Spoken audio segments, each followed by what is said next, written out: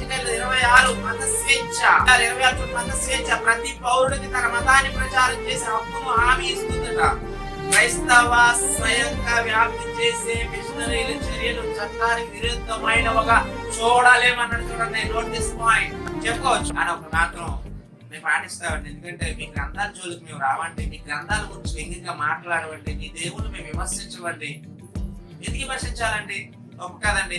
ఎదుటి వారి భావాలను కించపరిచే విధానాన్ని మా దేవుడు మాకు నేర్పించలేదండి. యేసు వారు నేర్పించలేదండి. ప్రేమించమన్నాడండి, ఎదుటి వారికి సహాయం చేయమన్నాడండి. అనేక మంది క్రైస్తవులుగా మారడంలో ముఖ్యోద్దేశం ఏంటనుకుంటారు? ఎందుకు మారారు? యేసు మాటలలో అంత ప్రేమ ఉందండి. యేసు మాటలకు ఆకర్షితులు అవుతున్నారండి.